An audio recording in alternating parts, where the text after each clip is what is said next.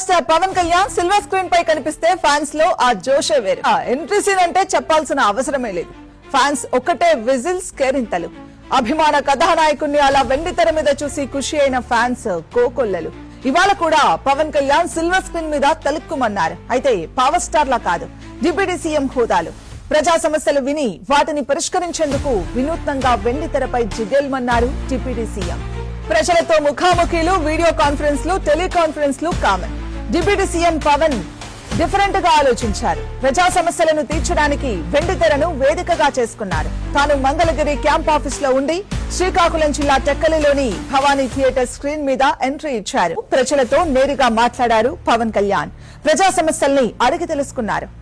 అప్పటికప్పుడే వాటి పరిష్కారానికి ఆదేశాలిచ్చారు. గ్రామ అభివృద్ధి పనుల కొరకు 15 కోట్లు మంజూరు చేయడం జరిగింది. మీరు అడిగిన ప్రతిదానికి ముందుకు తీసుకెళ్తా ఉన్నాం. దీంట్లో 14 సిసి రోడ్లు, 4 డ్రైన్స్, దోబిఘాట్, bus shelter, school compound wall, tank పునరుద్ధరణ, నీటి కాలువల డీసిల్టింగ్, 2 శ్మశాన వాటికలో సదుపాయాలు, మరి ఇవన్నీ మీరు చెప్పిన అన్నిటికీ గాను 15 కోట్లు మీకు మంజూరు చేస్తున్నాం.